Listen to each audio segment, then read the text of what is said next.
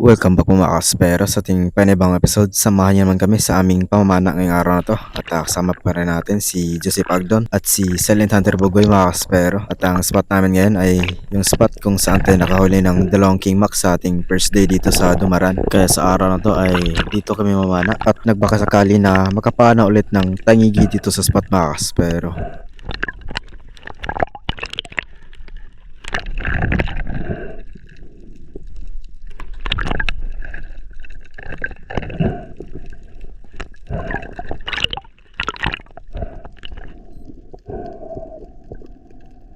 Pagkatapos kong maload yung spear gun ko mga kaspero ay agaran ako nag-dive dito para gumawa ng pag-warm up dive natin. At napakalino ng visibility ng tubig dito sa spot to mga kaspero, kaya may nakita tayong spider shell mga kaspero or saang. At hinayaan ko lang yan mga kaspero kasi yung target natin dito is yung isda talaga. Kaya lingon-lingon tayo sa gilid kung meron bang possible na matira.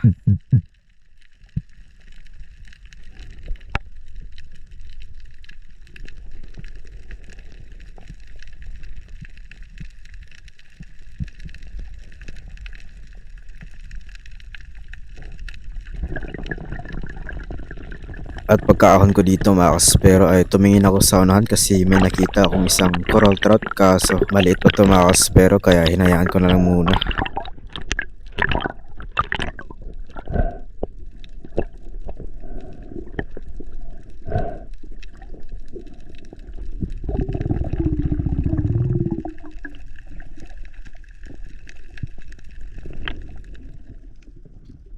Pagkatapos nating mag-warm up mga kaspero ay dumiretso na ako dito sa parting malalim para mag-hunt ng mga pelagic. At kung iyo pong maalala mga kaspero ay dito ko mismo nakuha yung dalawang king mac natin. At binalikan ko mga kaspero hoping na may makita tayo dito. At ambush pa rin yung style ng pag-hunt natin mga kaspero kasi dito ako komportable at malaki din yung chance na makapana tayo ng isda.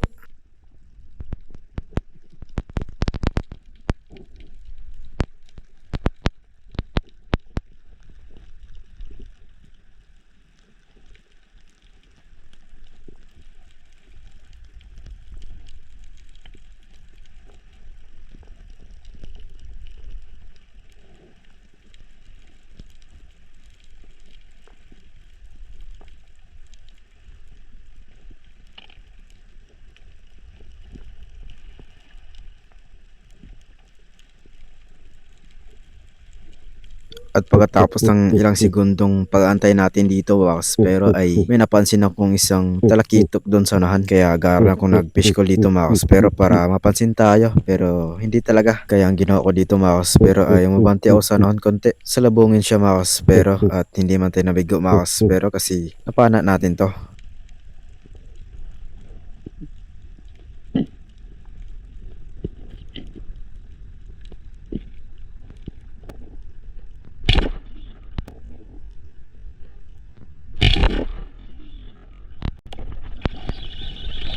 Hindi napuruhan mga kaspero kaya inigpitan ko yung line nang sa ganun ay hindi isabit dun sa mga bato at para na din hindi na tayo mahirapan pa.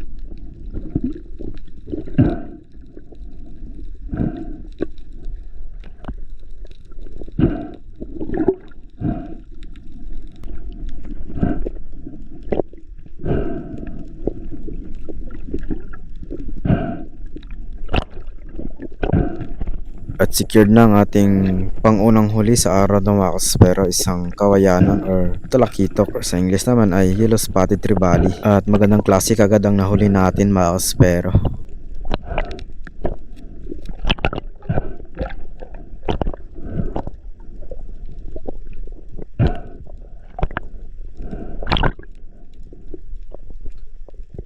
At sakto dumaan si Bro Joseph mga kaspero, kaya binigay ko yung isda para doon ilagay kasi wala tayong tuhugan or stringer mga kaspero. At panibagong pagsisid mga kaspero, at nakailang dive na tayo mga kaspero pagkatapos nating may secure yung talakito kanina. At before mag-dive dito mga kaspero ay may natanaw ako sa ilalim na isang surahan, kaya nag-dive kagad ako dito mga kaspero at nag-ambush hoping na babalik yung surahan mga kaspero. At dito lingon-lingon muna ako sa gilid kasi maraming bait fish at baka kasi may dadaan dito na tangigi. Yun pa naman ang target natin dito sa spot mga kaspero.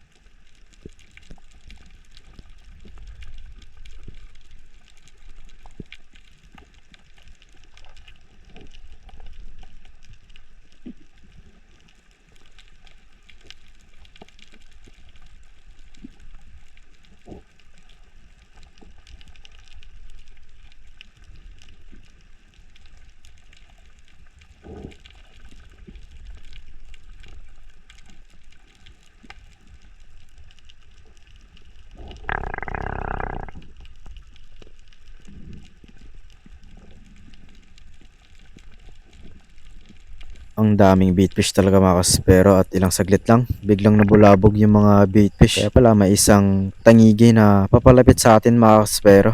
Kaya nung maklose ko na ang gap ay tinira ko na kagad. At ganda naman ang patama natin mga kaspero, kaya nigpitan ko na yung line. Sa ganun ay madali nating ma-secure to.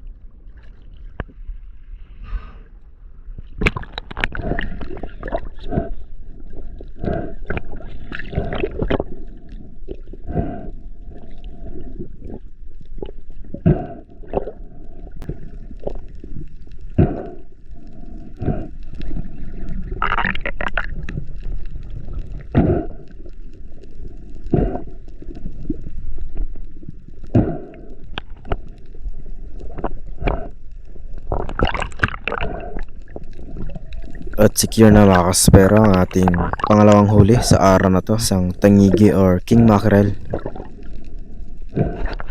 At sakto mga kaspero ay umahon na sila Joseph at Silent Hunter Bugoy sa bangka at pinuntahan nila na ako dahil daw lilipat sila ng panibang spot kasi madalang na dito sa spot na pinapanaan namin. Kaya hinatid ko na yung huli ko nang sa ganun ay makalipat na tayo ng panibagong spot mga kaspero.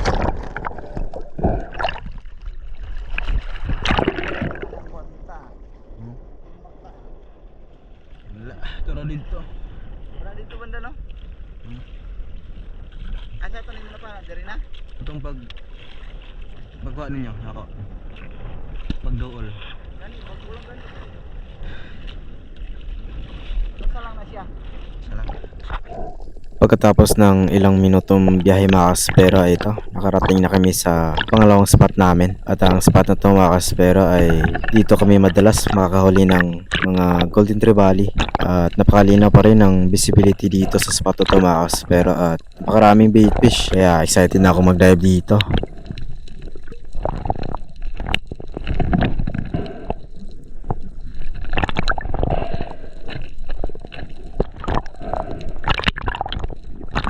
Spear gun loaded na mga kaspero, kaya pagkatapos ito nag-ready na tayo para sa ating pag-dive dito. At sakto mga kaspero ay may natanaw ko dito na isang batfish na napa-cleaning, kaya pinana ko na dahil pang ulam na to mga kaspero.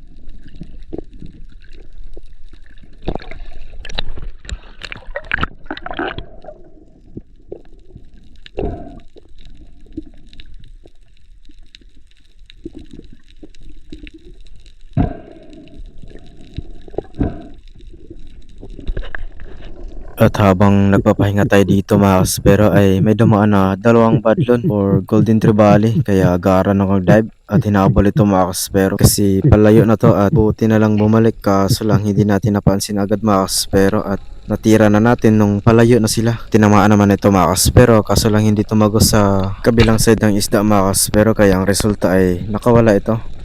Sayang.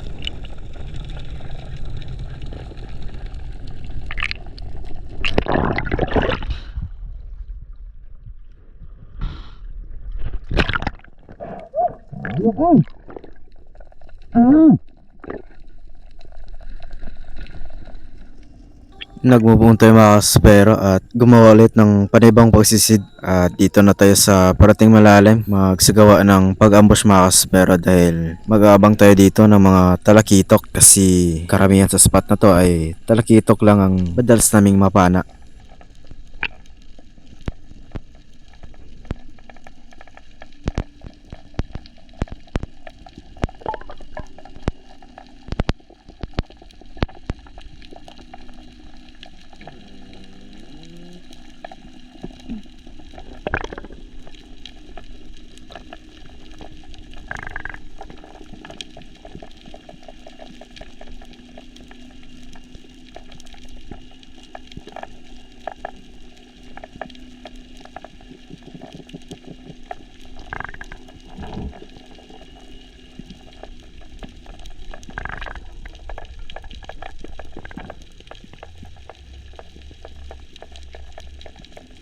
Ang dami talagang baitfish dito sa spot mga kaspero at minsan ay mabulabog sila kaya tumingin ako sa itaas baka kasi may dadaan na tangigi at nung pagtingin ko nga sa itaas mga kaspero ay akala ko tangigi na. Yun pala isang brasi trevally at may kasamaan pa na dalawa kaya tinira ko na yung lumapit sa atin.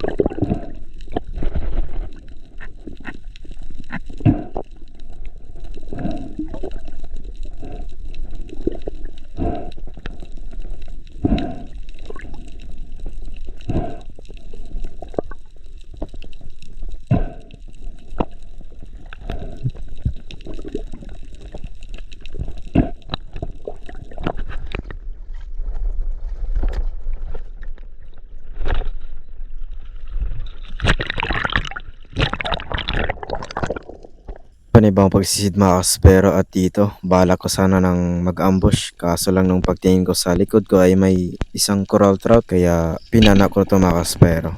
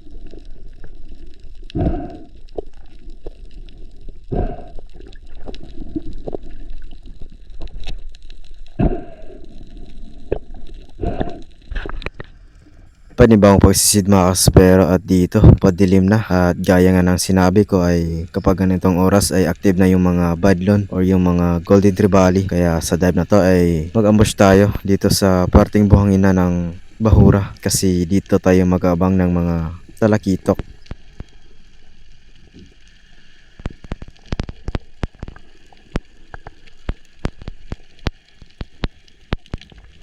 At ilang saglit lang mga kaspero ay may dumaan na isang golden trevally at nagulat pa nga ito at buti na lang abot pa ng pana natin kaya tinira ko na kagad.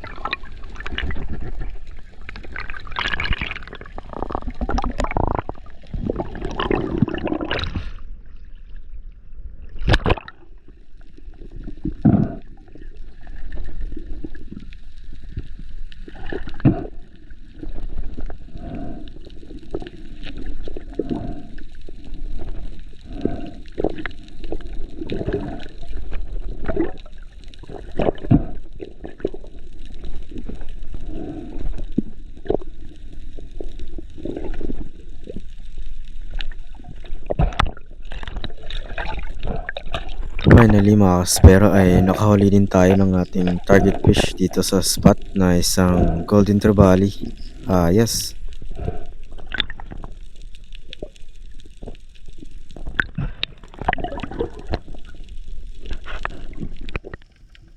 Another dive mga kaspero at binalikan natin yung spot kung saan tayo nakapana ng golden trevally kanina at hoping na makapana ulit ng golden trevally.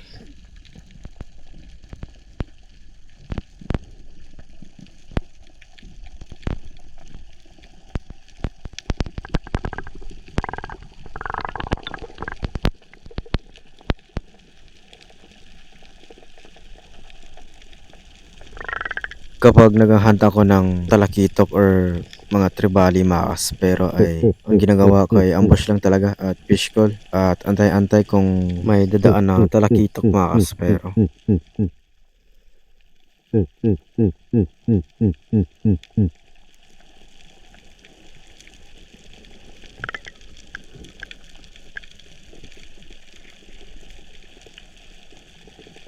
at sa kakafish call natin dito makas pero ay may na-attract na isang golden trevally at sa sobrang lapit nito ay natakot pa ito sa pana natin at buti na lang ay abot pa ng pana natin kaya kinira ko na kagad.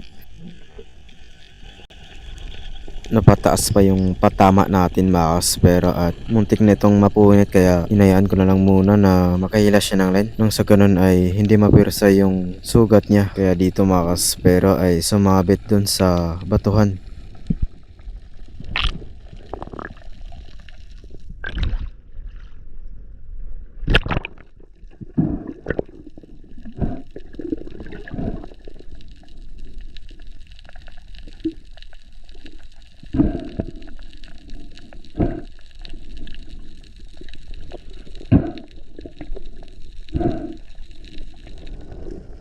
Pagkatapos kong makapagpahinga ng maayos makas pero ay binalikan ko yung isda para kunin makas pero at ang unang ginawa ko dito ay patayin muna yung isda nang sa ganun ay pagkakuha natin sa line ay walang sagabal.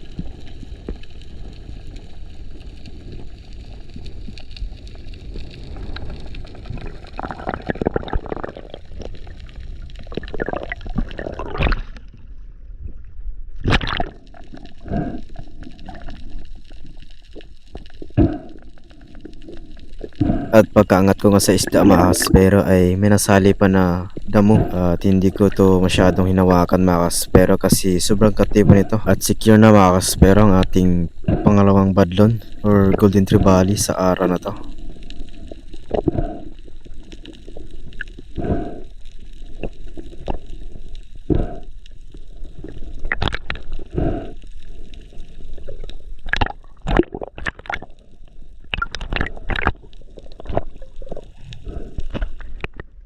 At dito mga kaspero ay palubog na yung araw kaya pagkatapos ito ay bumalik na ako sa bangka at bumiyahe na pa uwi.